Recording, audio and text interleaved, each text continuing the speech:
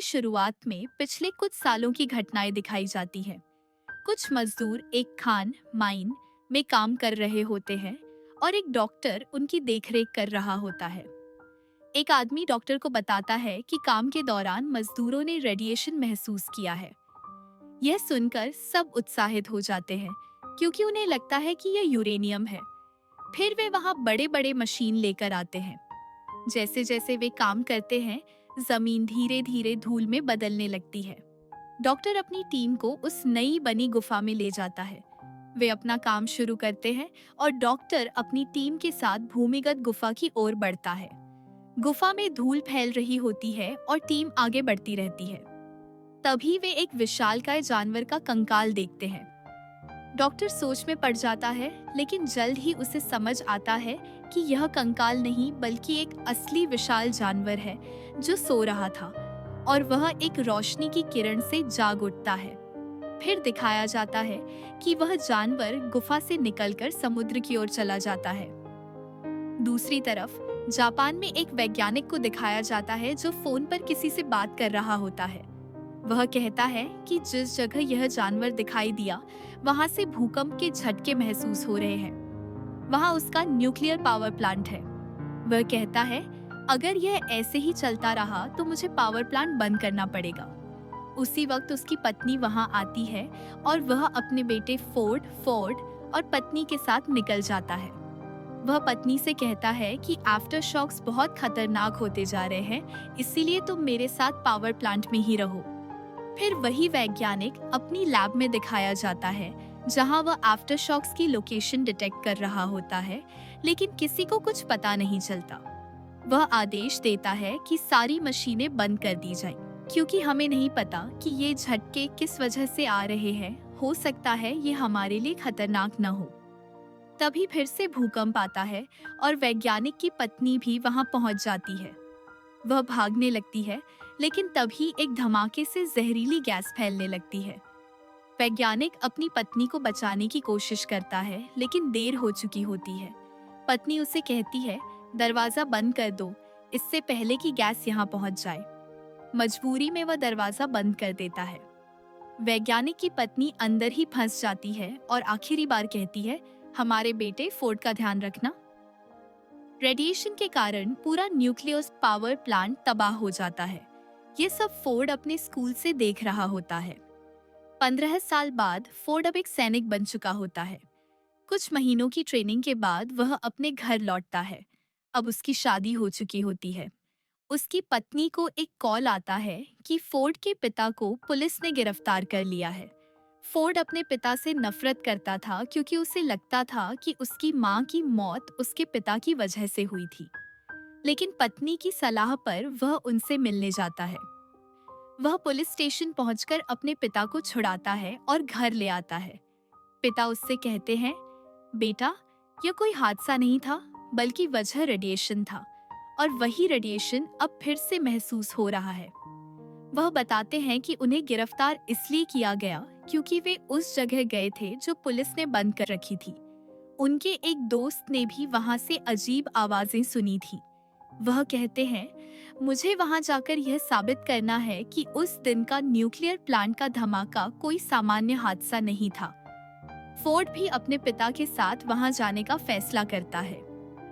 वहां पहुंचकर वे देखते हैं कि अब वहां न तो जहरीली गैस है न रेडिएशन, लेकिन पुलिस उन्हें फिर से गिरफ्तार कर लेती है और एक जगह ले आती है।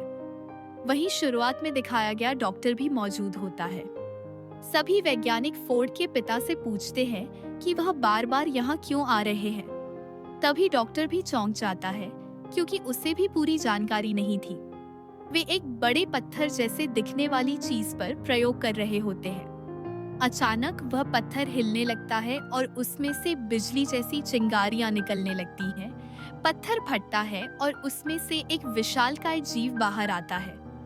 वह डरावना और बिजली छोड़ने वाला जानवर लोगों पर हमला करता है। वह जानवर न्यूक्लियर प्लांट की तरफ जाता है और वहां से उड़ जाता है। अगले दिन कप्तान डॉक्टर को बुलाता है और साथ में फोर्ड और वैज्ञानिक को भी ले जाता है, लेकिन वैज्ञानिक बुरी तरह घायल होता है। उनके नेता बताते हैं, यह कोई साधारण जीव नहीं है, यह समुद्र की गहराई में जाकर पृथ्वी के रेडिएशन से अपनी ऊर्जा लेता है। वे बताते हैं कि उनकी कंपनी को भी इसी जीव को खोजने के लिए बनाया गया था। वह जीव अभी भी जिंदा है और उसका नाम है गॉडजिला। यह घटना उसी की वजह से हुई थी जिसे लोग भूकंप समझ रहे थे। यह न्यूक्लियर प्लांट की तरफ इसलिए आया क्योंकि उसे एक साथ बहुत अधिक ऊर्जा चाहिए थी। इसी दौरान पता चलता है कि घायल वैज्ञानिक की मौत हो गई है। सब चिंतित है क्योंकि अब और लोगों की जान भी जा सकती है। तभी एक कॉल आता है कि समुद्र से रहस्यमयी रेडिएशन निकल रहा है। जांच में पता चलता है कि वह जीव वहां मौजूद है और वह न्यूक्लियर बम निगलकर अपनी ऊर्जा बढ़ा रहा है। लेकिन इसके साथ ही वे समझते हैं कि कुछ और भी हो रहा है। वहां भेजे गए लोग देखते हैं कि समुद्र से एक और विशालकाय जीव बाहर आ रहा है। असल में ये वही खतरनाक जीव है जो अब शहर में घुस गया है और लोग उससे डरे हुए हैं। तभी गॉडजिला भी प्रकट होता है और जोर से गरजता है। अगले दिन खबर आती है कि वह खतरनाक जीव गॉडजिला से डरकर भाग गया है, लेकिन वह समुद्र में जाकर और जीवों को अपने साथ मिलाने लगा है। डॉक्टर की टीम का एक सदस्य बताता है, हमारे पास पहले 2 अंडे थे, उनमें से एक से निकला जीव न्यूक्लियर प्लांट पहुंच गया था, लेकिन हमें दूसरे अंडे के बारे में कुछ पता नहीं। दूसरा अंडा सुरक्षित जगह रखा गया था, लेकिन जब लोग देखने जाते हैं तो पता चलता है कि वह भी फूट चुका है और उसमें से निकला जीव दूसरे शहर में तबाही मचा रहा है। जांच में मालूम होता है कि यह पंख रहित मादा जीव है, जबकि पहला जीव पंख वाला नर था। अब सैनिक के तौर पर फोर्ड को सेना के साथ भेजा जाता है ताकि इन जीवों को रोका जा सके। इस बीच कप्तान बताता है कि ये जीव भयंकर तबाही फैला रहे हैं। नेता कहता है, हमें इन्हें मारने के लिए एक घातक न्यूक्लियर बम फोड़ना पड़ेगा। लेकिन कप्तान चेतावनी देता है, वे इसका फायदा उठाएंगे क्योंकि उन्हें न्यूक्लियर ऊर्जा चाहिए और इससे वे और ताकतवर हो जाएंगे। नेता कहता है कि और कोई रास्ता नहीं है, जोखिम उठाना पड़ेगा। दोनों जीव समुद्र की ओर बढ़ रहे होते हैं ताकि गहराई में जाकर रेडिएशन से ऊर्जा ले सके। दूसरी तरफ गॉडजिला भी उन्हें मारने के लिए आ रहा होता है। सेना बम लेकर समुद्र की ओर बढ़ती है और फोर्ड भी उनके साथ होता है। वे बम को एक नाव पर रखते हैं, लेकिन नर जीव नाव पर हमला कर देता है और बम लेकर चला जाता है।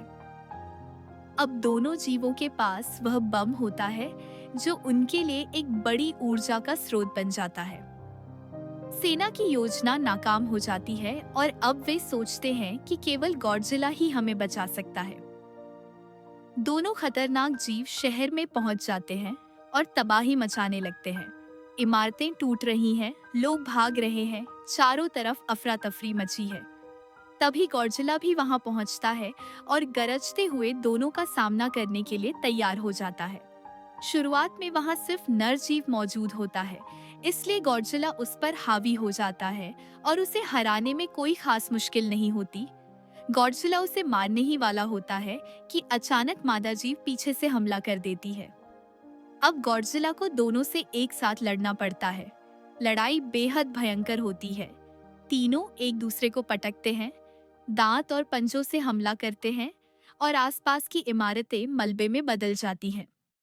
दूसरी तरफ सेना के कुछ अधिकारी शहर के नीचे बने एक घोंसले में पहुंचते हैं, जहां उन्हें मादा जीव के कई अंडे मिलते हैं।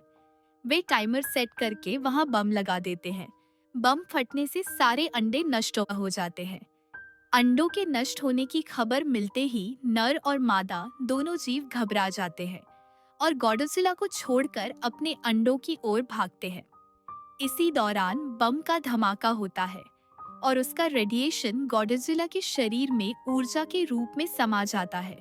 इससे गॉडजिला और भी शक्तिशाली हो जाता है। अब गॉडजिला पूरे जोर के साथ दोनों पर हमला करता है।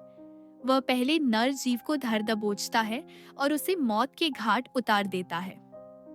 नर के मरते ही मादा जीव पागलपन में गॉडजिला पर टूट पड़ती है, क्योंकि सेना ने उसके अंडे नष्ट कर दिए थे। वह फोर्ड की ओर बढ़ती है, लेकिन गॉडजिला पीछे से उसका जबड़ा पकड़ लेता है और अपना रेडिएशन अटैक एटॉमिक ब्रेथ उसके मुंह में छोड़ देता है। नीली आग जैसी ऊर्जा उसके पूरे शरीर में फैल जाती है और वह दर्द से तड़पते हुए मर जाती है।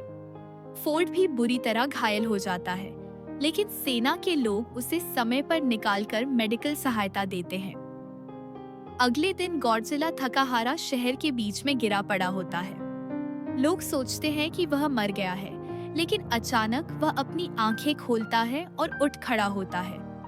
बिना किसी को नुकसान पहुंचाए वह चुपचाप समुद्र की ओर लौट जाता है, क्योंकि उसका मकसद सिर्फ उन खतरनाक जीवों को खत्म करना था। अंत में फोर्ड अपनी पत्नी और बेटे के पास लौट आता है।